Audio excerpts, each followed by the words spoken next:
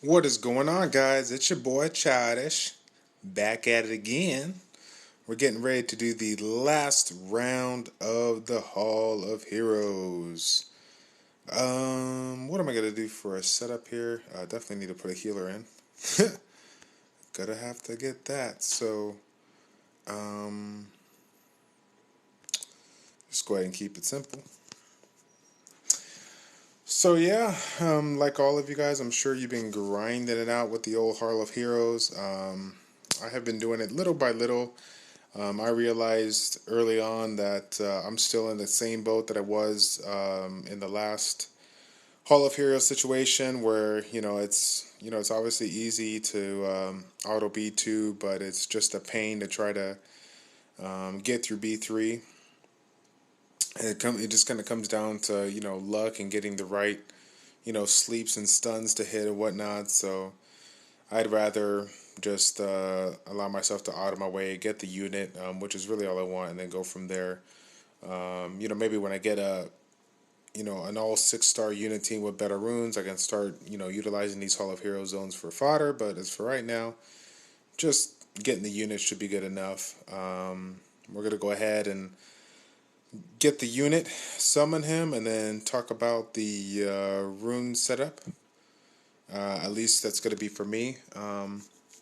Will it be optimal? I don't know. We'll see. But I kind of have an idea in mind, and hopefully this encourages you to think a little outside the box when it comes to setting up your runes. So far so good. No real issues with this one. I realized that when I was autoing, if I was attacking the Dark Knight, because of his passive, it didn't allow me to crit with my Bearman. So I did have some random times where I died. So now, obviously, now that I'm making the video for you, I'm just controlling my targets. But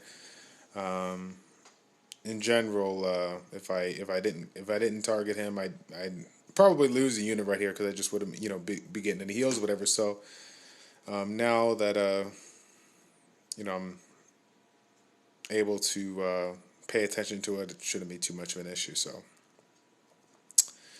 let's see. So yeah, I've been targeting the white one first for obvious reasons. The invincibility. It's kind of a staller when it comes to this zone. I don't really have any preference for after the light one. I believe Neocrown actually made a nice recommendation for B1 and B2 and the kind of strategy as far as taking a team down. I think he recommended 2 to 3 support units, and then 2 units to kind of clean up the mess, AOE's or whatever. 2 DPS, 3 supports.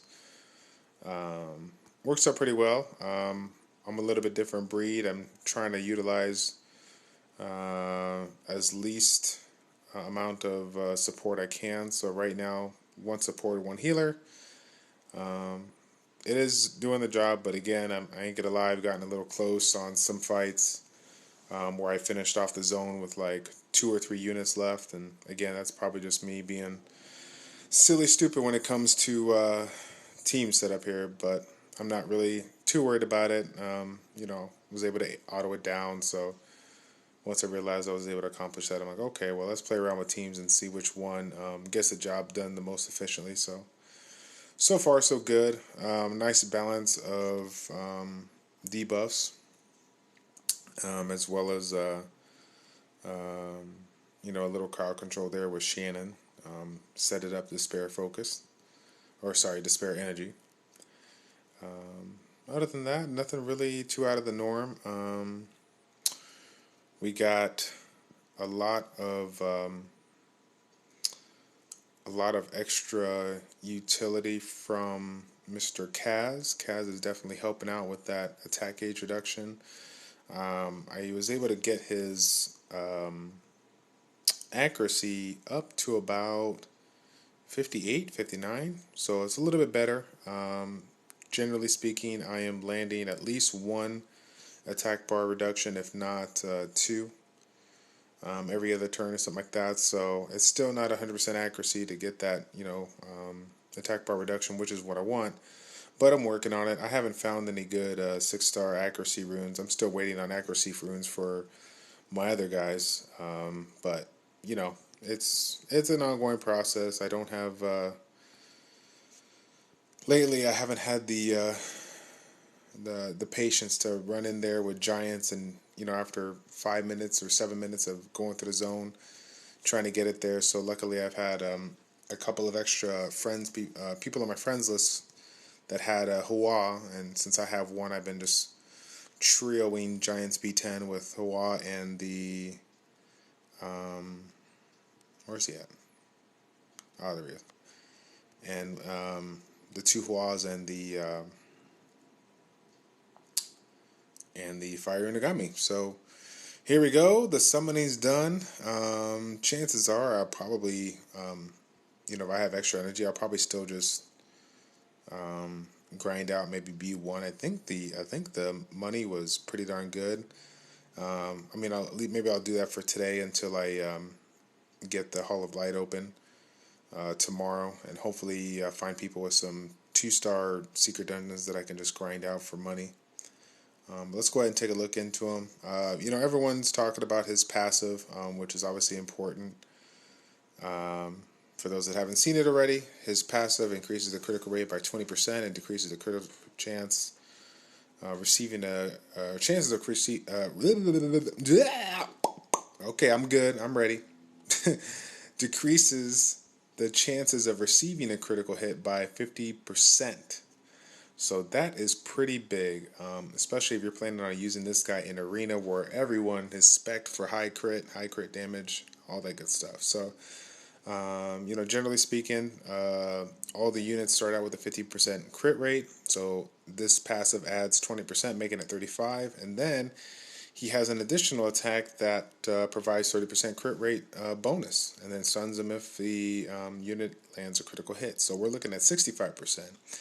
That being said, one would think that the optimal setup is to go Rage Blade, because Rage is crit damage and Blade is going to provide a little extra crit rate.